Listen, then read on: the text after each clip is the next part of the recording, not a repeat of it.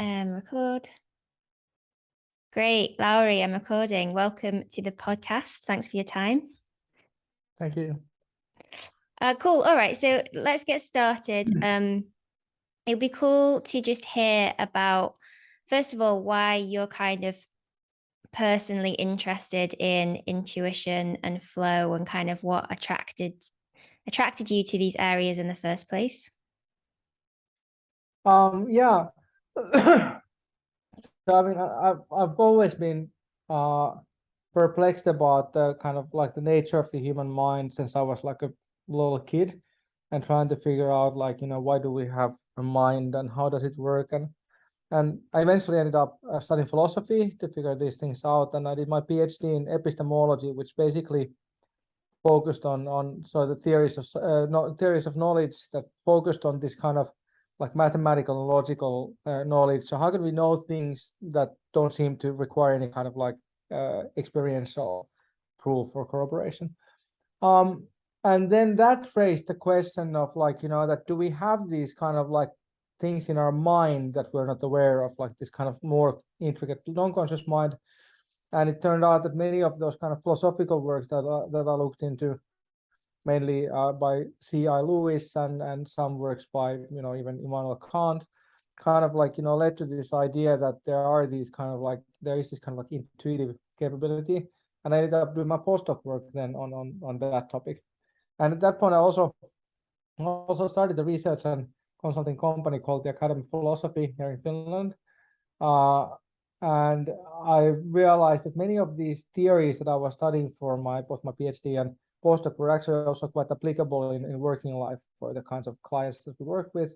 And especially the dual processing theories of cognition. So this idea that we have these two like different systems of cognition, like the conscious system 2 and the non-conscious system 1, that have now since in the last 10 years been made very popular by especially Daniel Kahneman and others.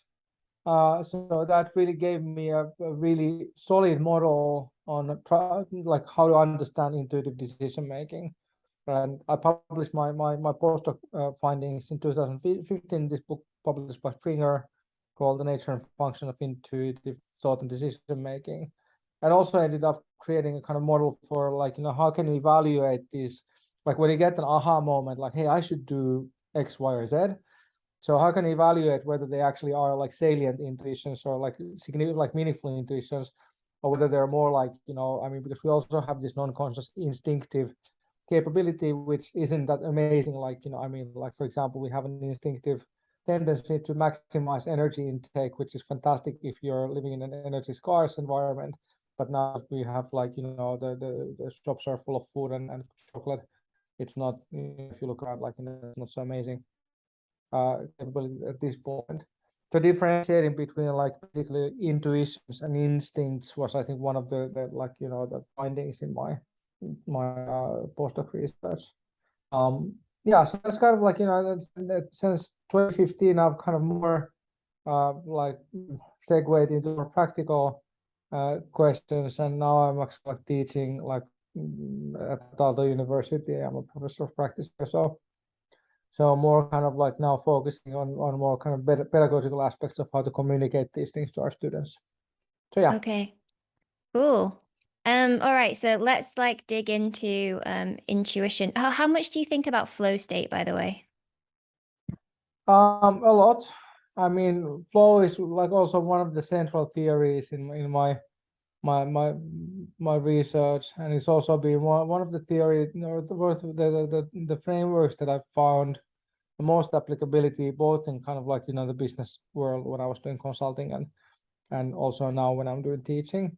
And flow also, I think there's in my book there's some exploration about the like kind of relationship between intuition and flow, and I've also written a paper about that in another compilation about the flow experience. So flow is definitely like it's a very very important part of like both kind of like the way I think theoretically, but also I think uh, just like the way I live my life. I think that's it's a really really like powerful and central frameworks that you can employ to basically live a better life. Okay, cool. Yeah, we'll get into that. All right, first up, can you define intuition for us? Yep.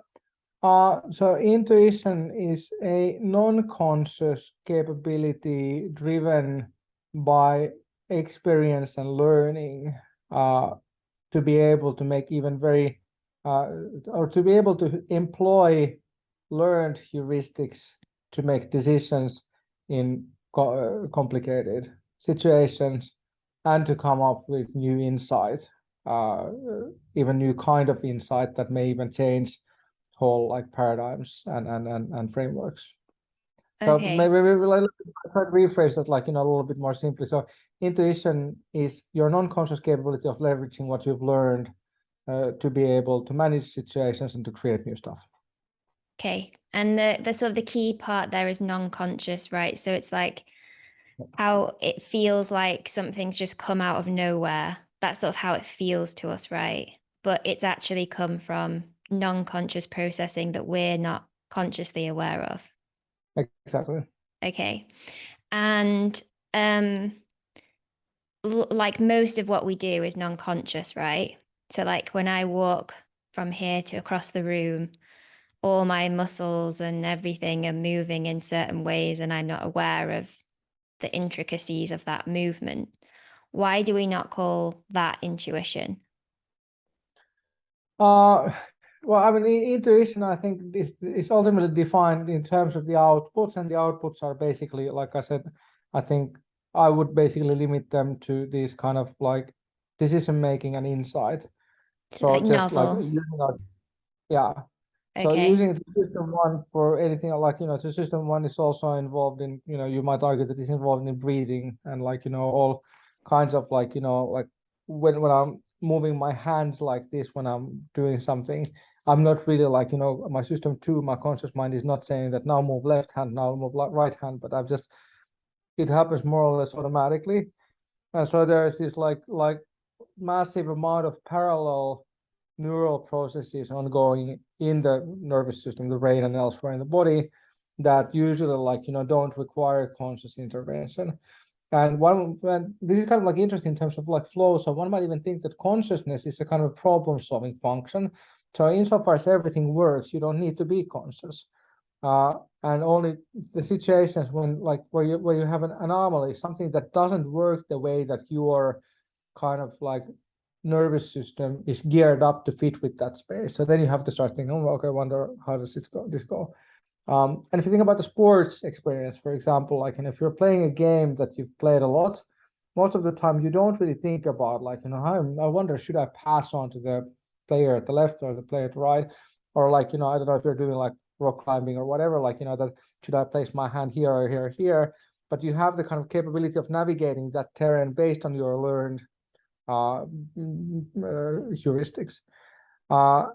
But then if something not, just like let's say that you're climbing and all of a sudden the cliff breaks off or like something happens that's unexpected, then you have to start thinking, okay, so what do I do next? So what would be the best course of action? Because then you don't have the heuristic, you don't have the kind of like organism environment fit in that situation where the kind of the way you are geared up and the way the environment, for example, the rock face is geared up, they don't fit together, and that's when we need to become conscious about it. So in that sense, I mean, like, it's kind of like, it ultimately boils back down to decisions. I mean, many people use the word intuition in a way that I am intuitively like, using my hands when I'm talking or something like that. And it's perfectly okay. But then like, if you want to be a little bit more academic about it, then you need to limit it to some scope. And basically in this case, I've usually like, limited to insight and decision making. Okay. It sounds as well like it's when there's like a challenge. So you mentioned problem solving. Is it also when like there's a challenge required of us? So like that's obviously a key aspect of flow, is that it sort of requires that we be challenged. Is that also a key aspect of intuition? To be challenged. Well, that like there's a sort of a struggle, like you talked about how like it's when we don't match up with the environment. It seems Uh, like there's often a struggle there But Yeah, yeah, then is there a struggle when we intuitively just randomly get an idea? That's a great question. Um, I I would say yes and no, and maybe more emphatically yes. So basically, like, I mean, if you think the two type, like, first of all, I mean, problem solving, decision making, like, obviously that involves a struggle because it's kind of like there is a state of affairs as it is, a state of affairs that you desire, and then kind of like there's a gap between, and you need to either like use your kind of like Keith Stanovich talks about this algorithmic mind. You need to be able to figure out the kind of like the steps to get from what is to what ought to be. But then intuition can also fill in that gap. So you can sort of sleep over it, let your system one sort of like, just run its way, and then some like, suitable heuristic may pop up and you will be able to bridge the gap. Um, and then the reason why I said not necessarily is like, if you think about creative insight, so I'm for example, I used to do my first like 10 years in professional life. I was a professional musician, and I still do a lot of music as a hobby.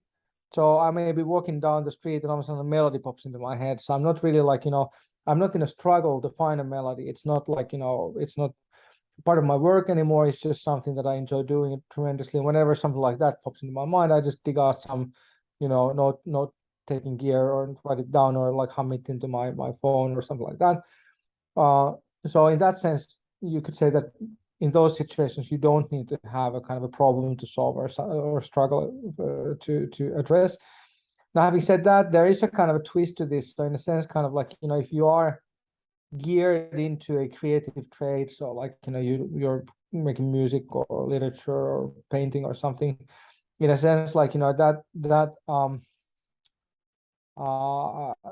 kind of the kind of like the attitude or tendency of wanting to create something does, in a sense, you could argue that it creates a type of problem, like the white canvas problem, like, that Mm, it's there, you might not be employed by doing that, you still desire to be able to create something new, and that desire creates a conflict, and the conflict manifests itself in inside.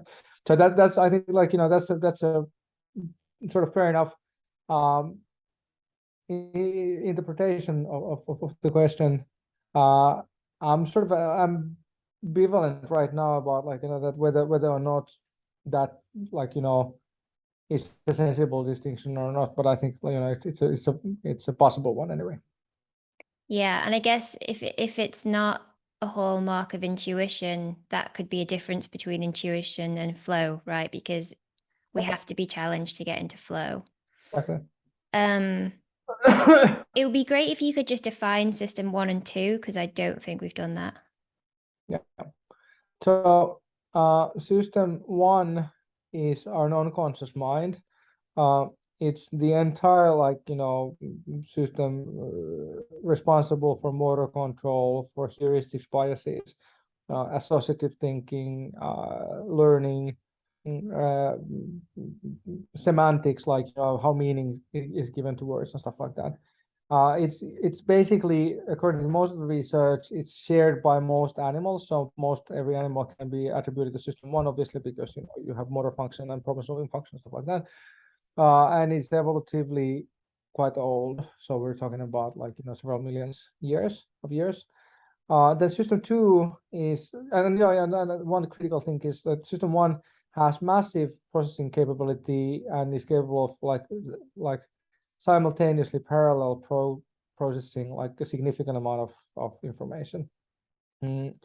And which is easily demonstrated that I can wave my hands and talk at the same time, because I don't need to consciously guide my hands to be able to do that.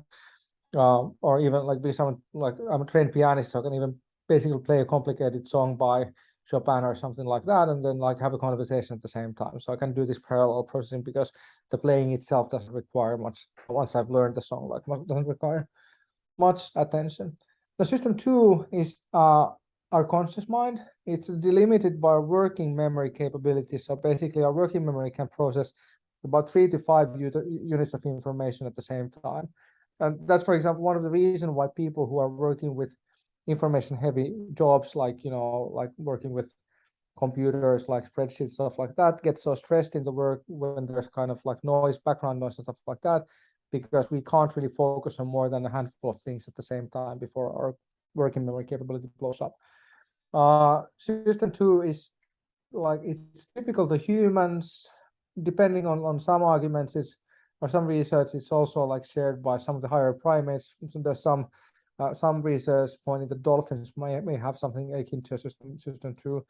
Gorillas, chimpanzees definitely do. I mean, you can have a conversation with them once they learn sign language. It's basically driving our algorithmic thinking, so the capability of doing operations like how much is 23 times 11. So I mean, if you do an operation like 2 plus 2, it actually it's not driven by the system 2 or the algorithmic mind, because you've learned it by heart, so you know the answer immediately pops into your head. You don't have to use an algorithm to calculate that. Whereas with 23 times 11, unless you're a math genius, you need to go like, okay, so 10 times 23 is 230, and 1 times 23 is 23, so it's 230 plus 23, so it's 253. So this is the algorithmic mind that works. You're actually employing your conscious mind to parse these kind of like action steps to get into the conclusion. And then Keith Stanovich, one of the prominent authors, one of the people who actually coined this system 1, system 2 distinction, argues that there's also a reflective component to system 2, so our capability of being aware of, for example, this conversation, or you can like stop and think like, so what am I actually thinking? And then you can, like William James talk about this stream of consciousness, so you can like be aware of these ideas popping in and out of your consciousness, like pretty much at their own accord. And so the system 2 is the conscious mind, its processing capability is really limited.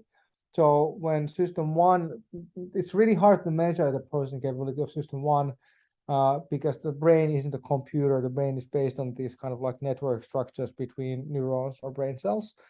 So we can't really establish a kind of set figure for system 1 processing power. System 2, however, because we know it's about 3 to 5, so we can say it's about 40 bits per second. There's an interesting paper from the 1980s where this researcher, Manfred Zimmermann, came up with this like way of calculating the information carrying capacity of the human nervous system. So they analyzed like how many nerve endings do we have start, like, because you can, when you dissect the dead body, you can see how many nerve endings you have starting from, the finger or the eyes or the ears or whatever. And it turns out that based on Zimmermann's calculations, we can process at least about 11.2 million bits of sensory information per second.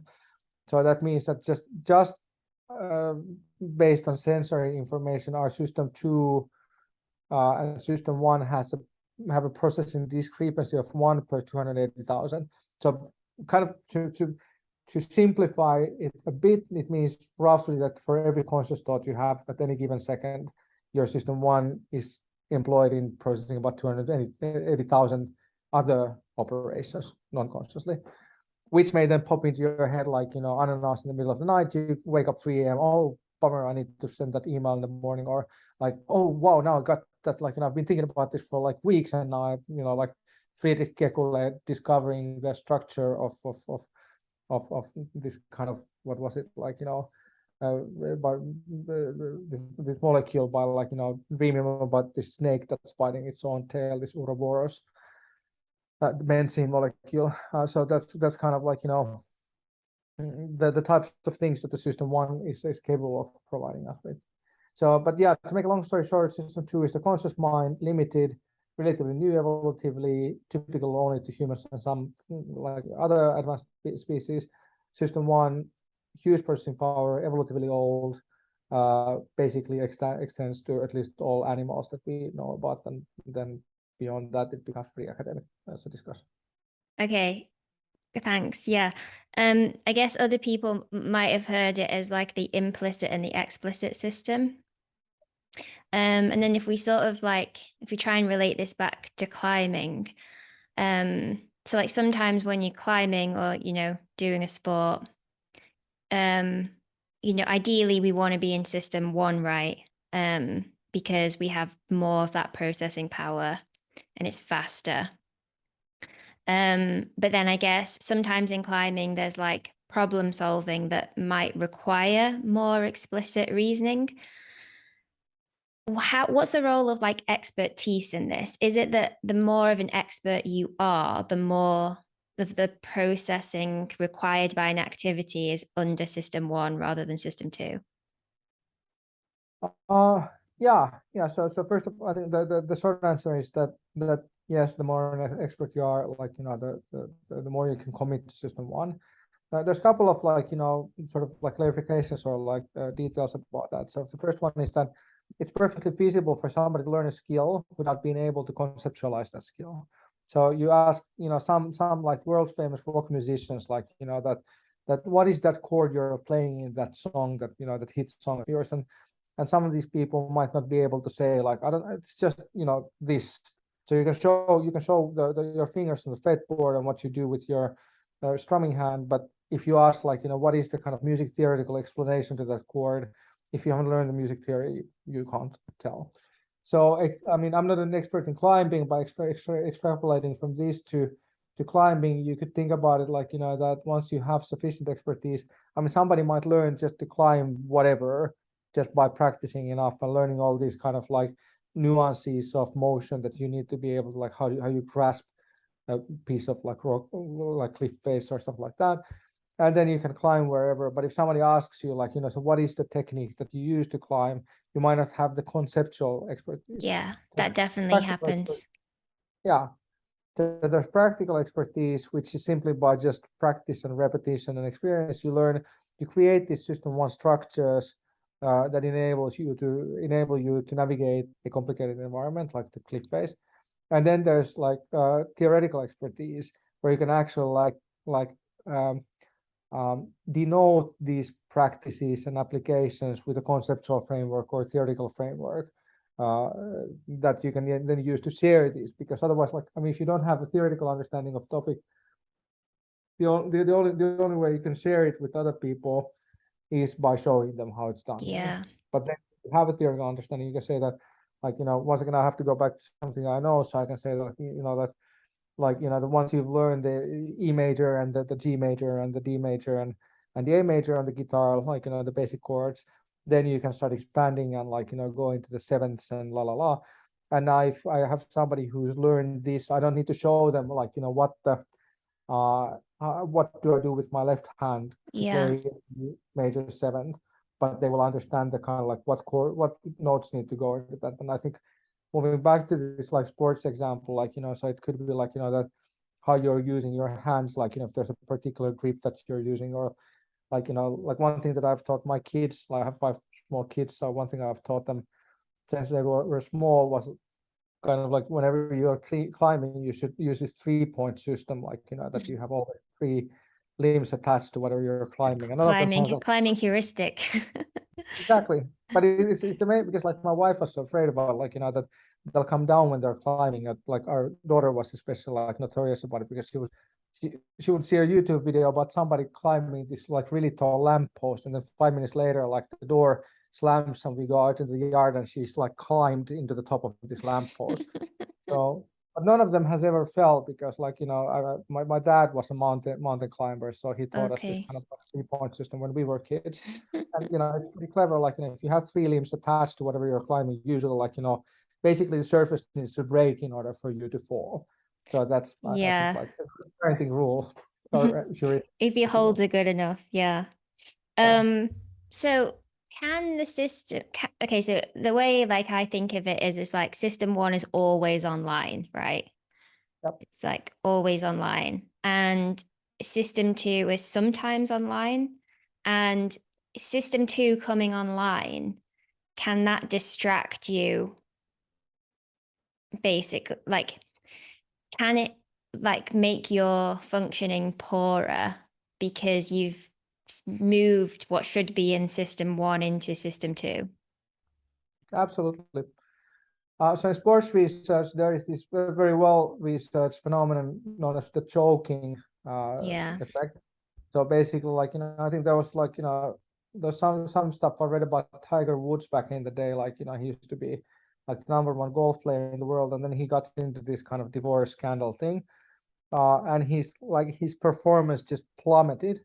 And you can imagine, like, that you're there in the golf field and you have this intricate, like, immensely nuanced capability of like how you're holding the golf club, and like, you know, what is the way you swing it, and you've done like thousands and thousands of repetitions, and you have this kind of like, you know, these neural pathways optimized for that action, which is perfect if you let those neural pathways do their job. But then if Yeah. your constant flashes back to the, oh shoot, there was another tabloid writing that thing about, you know, that other thing, and then you're thinking about that, so all of a sudden the whole motor function, like, you know, the kind of like that should be running autonomously, is inhibited by the system 2 coming online. And there's interesting research, like, because system 2 is often associated, and this is a little, you have to take this a little with a bit of grain of salt, because like, you know, our capability of actually investigating the neural correlates of this phenomena is not that amazing right now. And often, like, you know, this discussion gets reduced into this, you know, what's called neural babble. So you kind of like quote that neural pathways, la la la, the brain does la la la, but actually, if you think about, like, you know, our imaging methods are still quite crude. We have EEG that can Yeah. register some like electrical activity, you know, basically around the kind of like the cerebral cortex. We have, like, I mean, the magnetic imaging systems are pretty amazing. Like fMRI, you can image blood flows in the brain, but you can always kind of like, there's a kind of like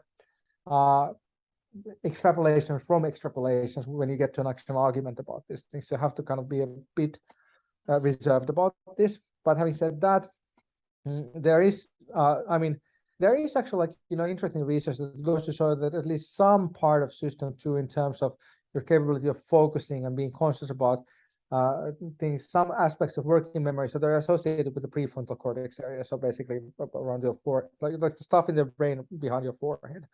And now there's some research that goes to show that when people experience flow, they have now, it's been a while since I looked into this, but they have, I think, reduced blood flow to the prefrontal cortex area. So that indicates that you would have this kind of hypofrontal situation where basically your frontal cortex is not running like at full speed. And that means that basically it would correlate with the phenomenological finding from Mihai Csikszentmihalyi, that flow is associated with this. There's a really beautiful quote in his book Flow from 1990, that he says that, like, the loss of self-consciousness in flow doesn't mean the loss of self nor the loss of consciousness, but simply the loss of consciousness of self. And this kind of like aligns quite nicely with these hyperfrontality findings, like, you know, that basically system 2 being driven by the working memory, which seems to have some correlates with the prefrontal area. So you have less activity there. So that means that the rest of the neural network elsewhere in the brain and the body get to carry on like autonomously without this. But the caveat there is, like, you know, that this, and I actually used to think back in the day before I was informed by, you know, actual neuroscientists actually doing this research. So the danger is that you start thinking about the frontal area as a kind of a command center, but that's actually not how the brain works, because the brain is, like, you know, it's really intricately networked organ with, like, if you think about it, the current understanding is that there's about 100 billion neurons and 100,000 billion synapses, and our capability for any motor or cognitive action is dependent on the configuration of those neural networks. And whenever we do a repetition, that's a really cool thing. So just this morning I was having this exchange with Tapani Riekki, who's a neuroscientist and psychologist in one of my companies. And so basically he was kind of like, you know, writing me about this kind of like that in addition to this kind of neuroplasticity, that when you repeat something, the neural network gets strengthened. There's also a pruning effect. So when you like neglect to repeat something, those neural networks dwindle. So it's as if, like, you know, your entire this like billions and billions of like nodes wide system is constantly optimizing itself to perform, you know, to basically let through electrical current through those pathways that make the most relevant kind of nuanced action possible. So if you're moving your, you know, if you're playing the piano and you're moving your index finger, like, you know, in a certain way, and then, like, you know, especially if you're playing some, I've been practicing this song now by Philip Glass called The Opening from his Glassworks, which is like technically like not that like it doesn't really require like fast motor function, like, you know, like some songs do. It's like do do do do do do do do. So it's kind of like, you know, pretty slow song, But the problem with the song is that the dynamics of the song are really specific. So you have to be like, basically like, you play a little bit too loud on any of these fingers and it kind of breaks up as music. And so that in order to be able to maintain that high level of dynamics, it actually takes, tens or hundreds of hours of repetition to get the song really into the kind of like, beautiful, beautiful flow, basically. And this is like, so this morning I was thinking about it. So this is basically that when you're training this particular activity on these particular fingers, those neural networks that are like, the most pertinent to get that activity done are strengthened, and everything else gets sort of pruned away.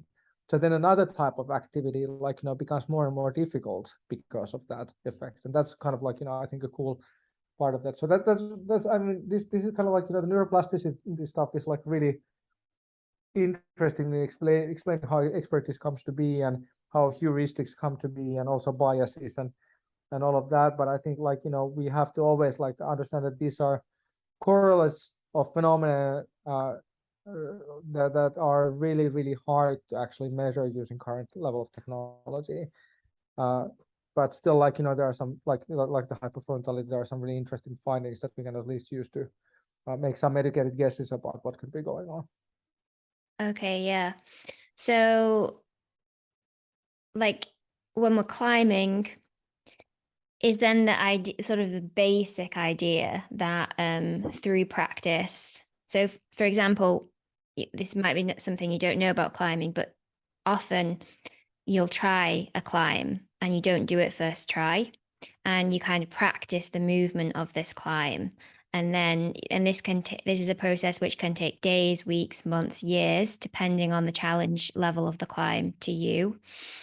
And it becomes a bit like a gymnastics routine, right? There's certain moves that you need to do on the wall that require very intricate movement, and they need to be practiced before you can kind of link them all together, a bit like a gymnastics routine.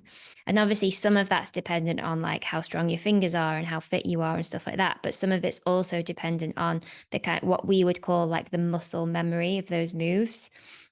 And when like our best, sort of like the hardest things that we'll do, like people will often say it feels automatic. And so I guess the process there is that like you start off and you need to use that system too, to kind of break down the movements, analyze it, kind of problem solve it.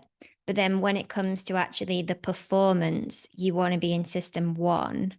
And I imagine that flow states in system one, and if system two comes online at all, does that mean that we are out of flow?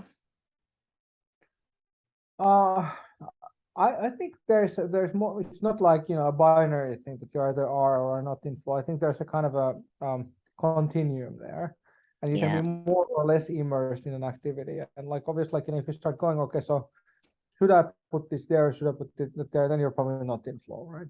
So flow is Yeah. like, I think the interesting thing about flow is like, that it is based on your like, previous experience and your expertise and your understanding, like, of the situation. So basically, that's why, I mean, you need to have the skill and challenge match, which is the kind of like the flow channel Csikszentmihalyi presented in his 1975 book, Beyond Boredom and Anxiety.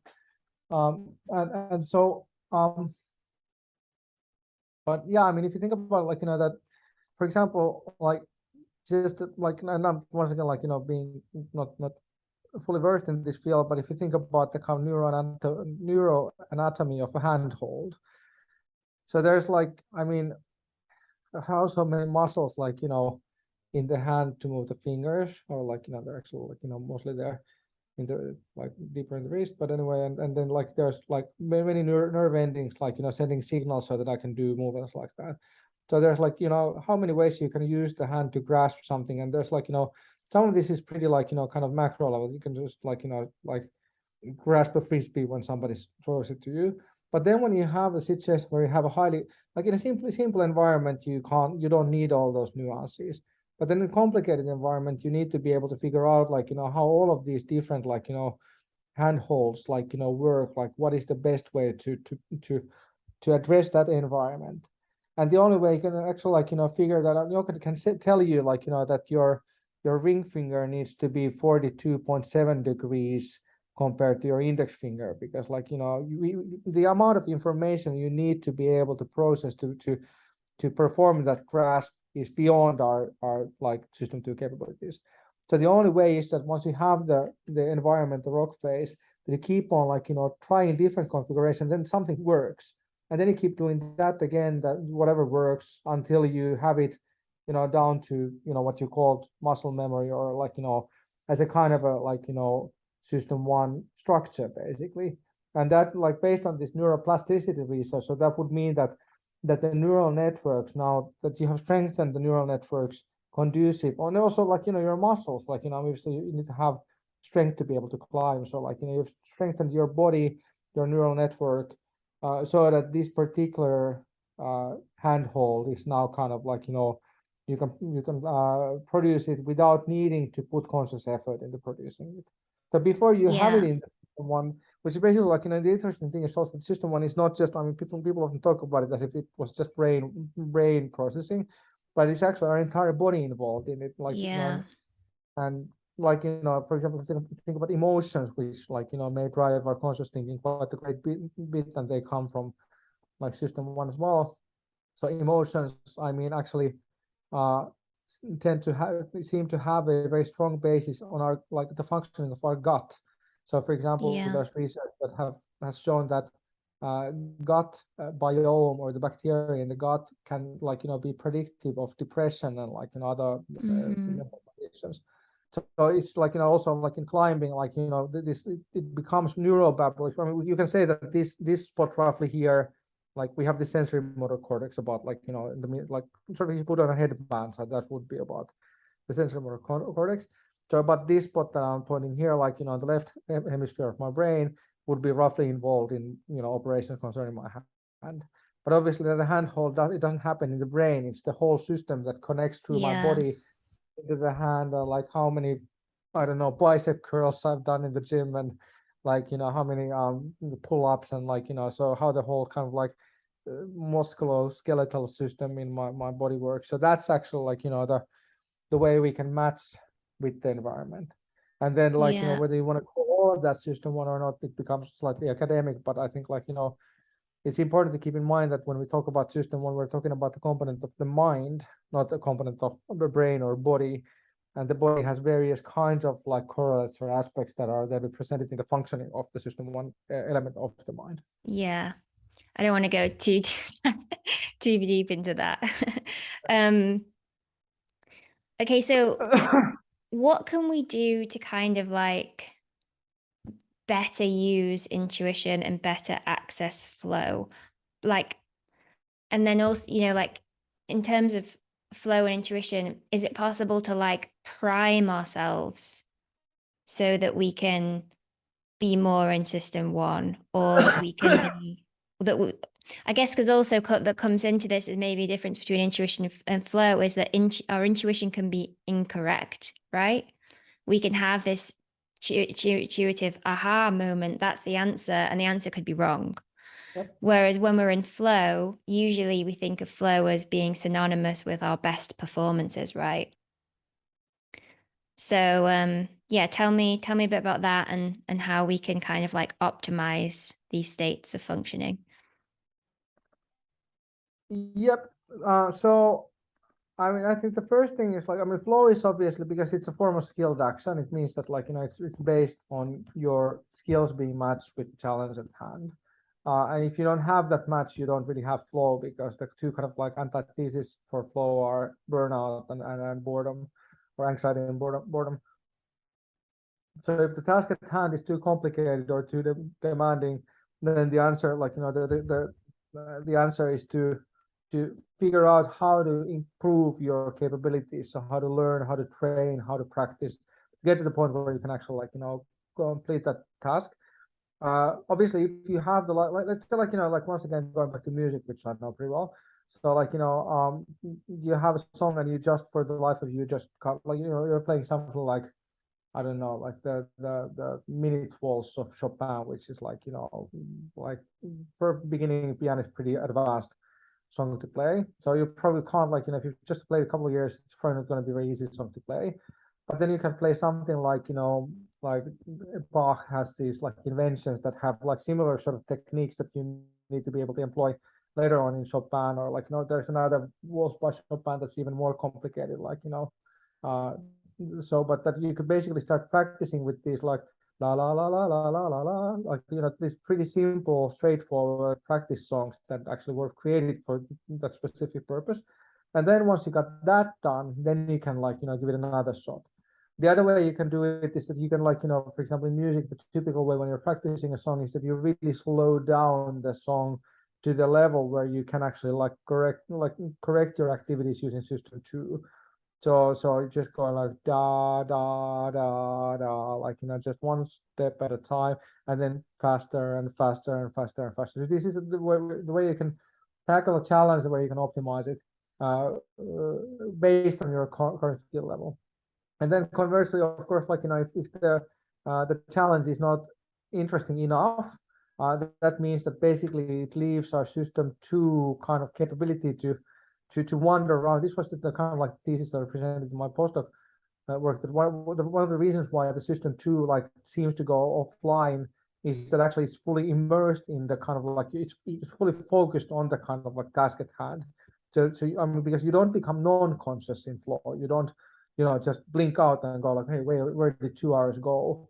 You are kind of like more, you have this sense of immersion, and then you go like, how could that have been 2 hours? So it's a different, if Is you it ever kind of lost, like a quietening down of the system too, yeah, almost? Because that's what it feels like, right? It feels like there's most of the time we have this like chatter in our brain, that kind of like self-consciousness and that self-talk. And yep, then in it, when system 1 is more online and we're in flow and we're more intuitive, that sort of quietens down a bit. yep. And so I mean, like, I think if you think about like quietening down, like system 2 is usually like, especially the reflection is based on running conceptual operations. In other words, differentiating, like, that this thing is different from this thing, and like, here are 2 hands, so this hand is different from that hand. And the interesting bit is that you can't make those differentiations if you don't have the concepts.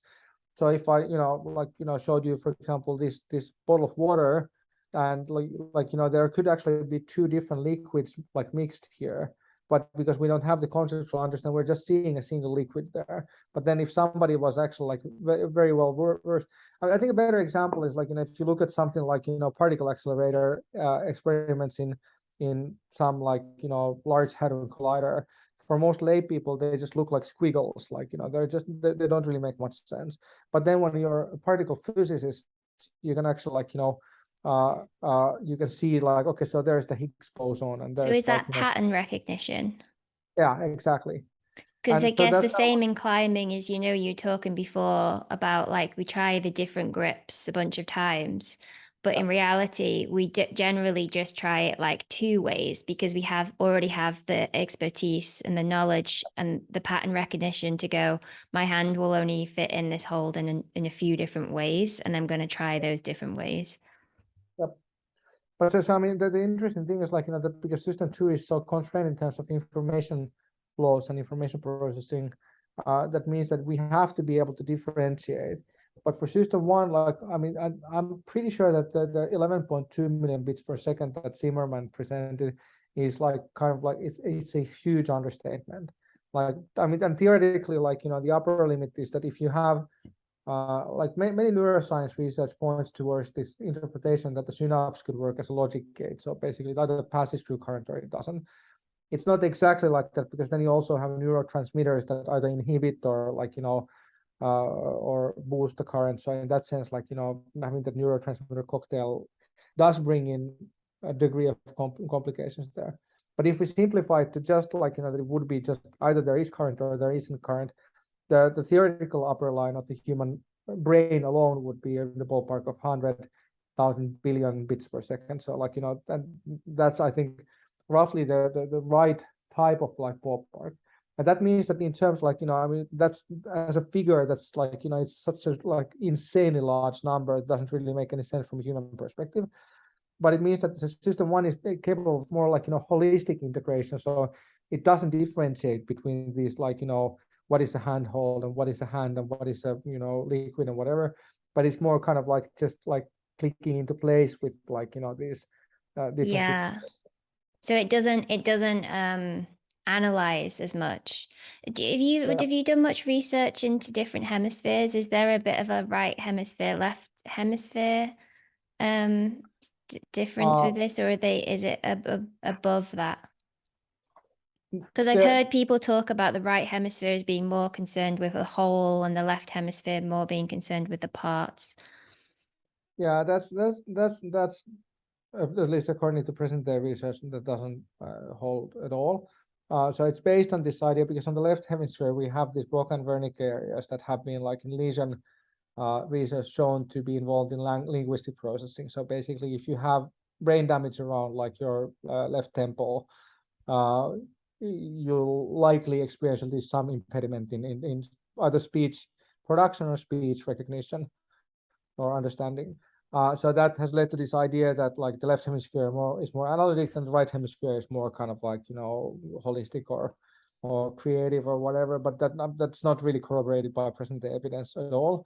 The interesting bit, though, is, like, that this kind of like analytic versus holistic differentiation does seem to pertain to system 2 and system 1, which then can be, like, you can point out some of these, like the prefrontal cortex and some other areas in the brain that correlate with, but it's more than it would be kind of like, that about, like, these areas in the brain would be the analytic mind, and then these areas would be the creative or holistic mind. But even that is, like, once again, goes very quickly into neurobabble, because there you don't take into account that all of these networks are still connected with one another. So yeah, I mean, you can point out, like, it's pretty straightforward. Like, I think the sensory motor cortex is the coolest one, because that's pretty straightforward. Like, that if you shoot a magnetic pulse in the, around here about, like, in the left hemisphere, like, like a couple of centimeters from the center of your head, once you find the hot spot, you can actually disable a person's right arm for a couple of minutes. And the same otherwise, because it's cross-linked. So if you do the same thing, Mm-hmm.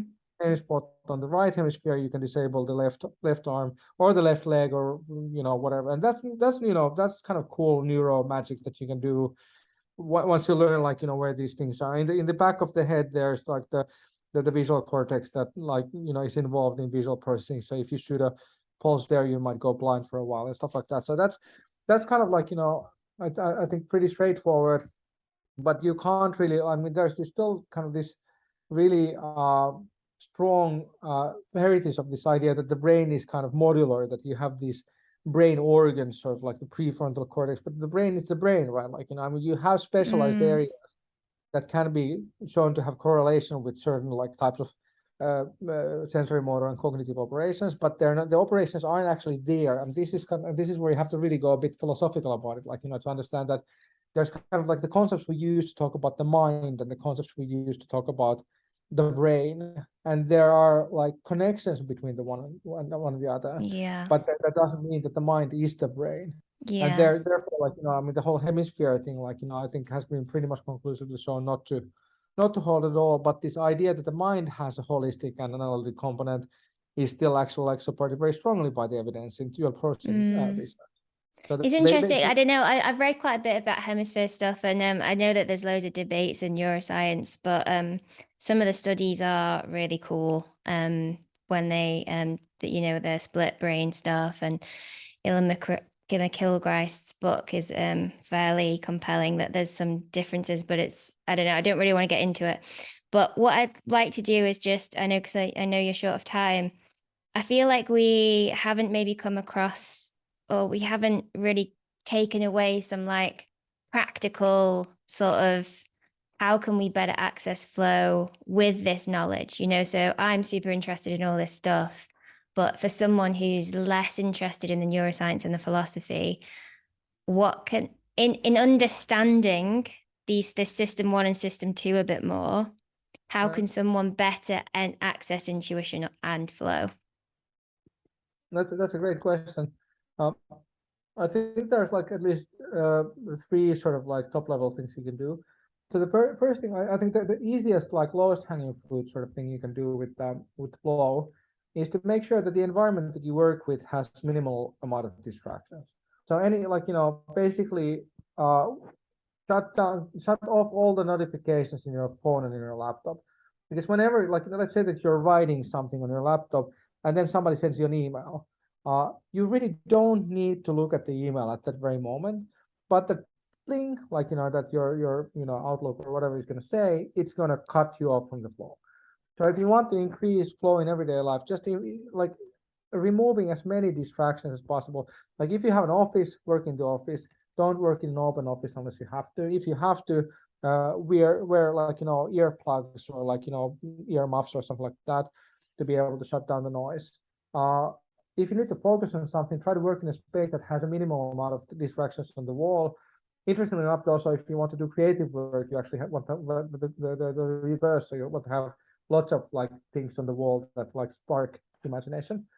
Um, and then one more thing is like there's this effect called the Zeigarnik effect, named after this Russian psychologist Luma Zeigarnik from 1920s, and she discovered that basically we remember unfinished tasks better than finished tasks.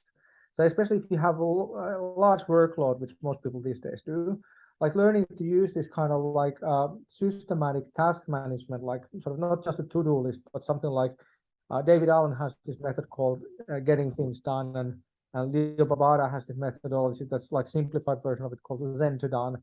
So one of these methodologies you can use to sort of like to offload unfinished business from your system one to some kind of a to-do list system. But there's a caveat to this, so you really do need to have a little bit more intricate system than just writing down a to-do list, because the to-do list itself, then once you're not able to complete all of those things straight away, becomes another stressor. So it's kind of like, that's why I think both David Allen's and the Babauta systems are like, great way to manage that. Then the second, so the first thing is just like avoid distractions as much as you can, remove them. And what I teach all my students is like that turn off all notifications from your phone apart from phone calls and text messages, because like otherwise you'll lose a lot of like amazing flow moments just because your phone tells you that your pet dragon is about to hatch, and like you really don't need that information probably like right then and there. Then the second thing is learn at least like the kind of like most rudimentary, like in terms of intuition, the most rudimentary like cognitive biases. So things like that we tend to overgeneralize, like I mean racism is the worst example of that. Like we tend to overgeneralize over like minority groups because they have signifiers that like basically associate them with negative behaviors of single individuals in minority groups. So we really need to be aware of that. We need to be aware of anchoring effects. So somebody asks you like, would you be willing to pay like $100 for this? Well, how about 90? So people go like, well, 90 sounds cheap. If they ask like, would you be willing to pay $10 for this? Well, how about 90? Everybody's going to go like, hell no. So basically like, just what's the like anchoring of your current situation? What are your expectations with, for example, some like, numerical figures, pricing, research findings, whatever. And we tend to tend to be inclined, like even like super smart Harvard level students tend to be inclined to find the kind of solution from nearby the anchoring figure. I think there was even a research where they used a roulette board to just randomly generate, a roulette wheel to randomly generate like numbers. And even there, like super well trained, like scientific people would anchor their like findings to that random number. And there's a bunch of these. Daniel Kahneman's book Thinking Fast and Slow is a great tool to employ there. And then one more thing is like, so in What my about book, movement stuff? Because a lot of this is like cognition, right? What about movement? yeah, movement wise, so a couple of things to keep in mind. So first is like that I think it really boils down to that you want to like figure out what types of activities are intrinsically motivated to you, or so what kinds of activities are you willing to sort of go the extra mile because you're personally vested and interested in them. So because with flow, the problem is like first of all you have to find the challenges that enable you to get into flow. But then you also have to maintain a high level of motivation that whenever you get thrown out of the flow, when the challenges become too much.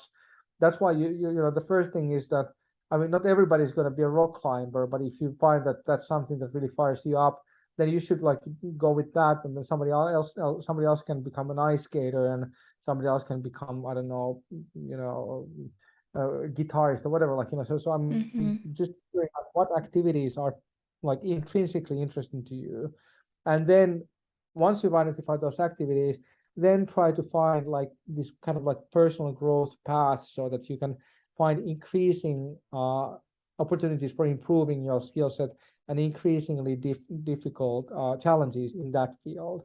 And it really has to never end. Like once you've got it, there's a really great masterclass by the cellist Yo-Yo Ma, where he's still like, telling about how he's practicing this, playing the cello, even though he's one of the most renowned cellists in the world.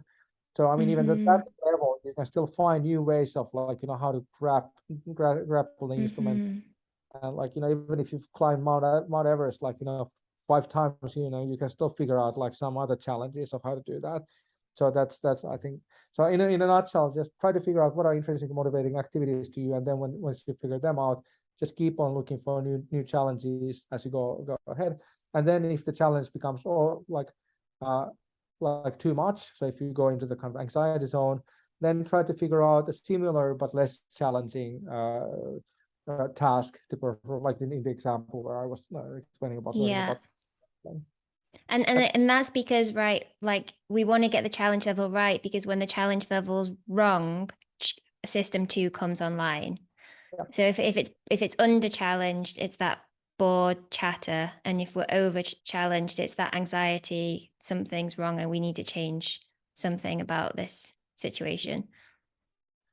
Yeah, and so I think like, so I think there is this kind of Goldilocks zone where the system 2 is fully immersed in the task at hand.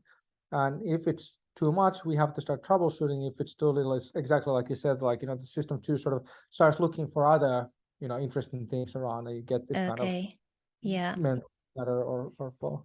But hey, there's one more thing I want to share. So this is from my book, because this I found like super useful, because intuitions are really sneaky in the way. I think you said it previously already, like, that intuitions may be wrong. And so there are actually like, there are pretty well-known constraints where you can rely on intuitions, and situations where you simply cannot rely on them and you have to use your mind. And so I built this kind of like decision-making tree in my book, which starts with this kind of like aha moment. You get like an immediate, clear and forceful idea, something that kind of like, feels like, oh, wow, now I got this. And it may be like, it may be a solution to a problem. It may be a creative insight. It may be like, hey, I really got to go talk to that person, this party or whatever, like, so you just get this like sort of, I think it's like the phenomenology of intuitions and flow is quite similar. You get this kind of like whoa, like sort of like, I feel like personally, like, there's kind of like almost like a sun lighting up in my chest, sort of like feeling like, in both cases. And it's kind of like, I have no idea what the physiology is about that, but that's since I was a kid, that's always been the thing. But that kind of like, you get it's a different kind of like aha moment than if you're kind of like consciously cracking a button. It's just like comes, like I said in the beginning, it comes out of nowhere. So okay, there we go. We have this aha moment. So the first question is this actually intuition, so expertise and experience driven, or is it instinct, so basically driven by DNA? And instinct, concerns things like energy intake, fight or flight behavior, like sexual behavior, stuff like that, which are kind of like, we all have that encoded in our DNA. So we have this kind of like default approach, like, that somebody shows you like a bowl of chocolate, and the default rate, like, the default genetic approach is, oh, yummy, like, energy. But, in this day and age, probably the smart thing to do is not to jump on all of that chocolate, like, that's available to you. And like, because the shops are chock full of it, like, then like, we would become quite like, unhealthy in that situation. So if it's an instinct, if you can identify one of these like typical instinctual behaviors, like you get your emotion flushed, you get upset about somebody, you want to punch them in the face, well, probably you shouldn't, right? You want to eat something, you get this kind of like, these primitive feelings about some situation. So then the best strategy is to stop and to reconsider and use your system to your algorithm mind to think like, okay, so how much chocolate have I had today? Like, okay, I've already had like one chocolate, like Mars bar, like, back at lunch. So maybe probably not. So thank you very much, but no. So you can use your system to navigate. But now if you can identify that it is an intuition. And the next question, this is really cool, by the way. This is the collaboration from Daniel Kahneman and Gary Klein, who used to be like at odds, like they had two sort of like seemingly different theories about this. Then they decided to write a paper together, and they built this beautiful, like, collaboration that actually, like, sort of combines the best of both worlds. And the second question is that, are you talking about the domain? So is it the kind of like, the the environment, the area that their intuition concerns, is it predictable?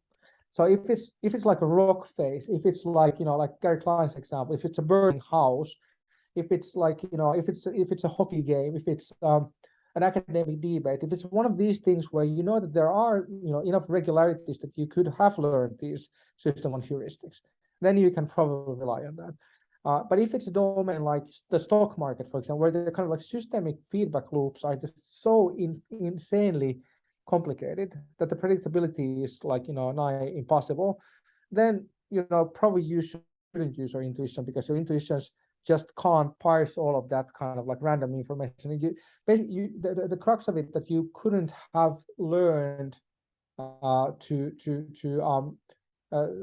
you couldn't have learned the appropriate heuristics like the hand-holding to navigate that environment, because the environment, the rock face that just constantly keeps on changing. So even if you learn the handhold that works now, like 5 minutes later, will have changed in something else. So it's just not possible for system one to adapt to that.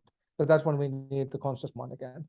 Then the next question is that, okay, so you have intuition, you have domain validity. So do you as a person have enough like history with this area? Have you been climbing rocks enough? Have you been putting out fires enough? Are you like in Gary Klein's example, there's this kind of like fireman who just all of a sudden like yelled between, like they were putting out the fire in the house and they were in the house, the fireman, and then he yells like, everybody out now.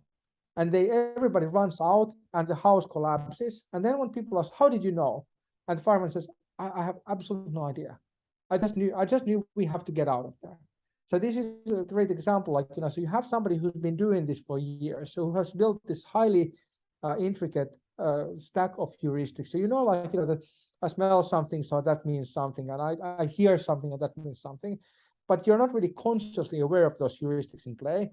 And then some of those heuristics like latch on to those environmental factors that signify that the house is about to blow. And the way the mind works, it might not signal to you this analytic proposition that because you heard this and because you smell this and because the floor feels like this, you have to get out. You just get the emotional like now out, because I mean, if we didn't get that, evolution would have made toast out of us. So you need to have expertise.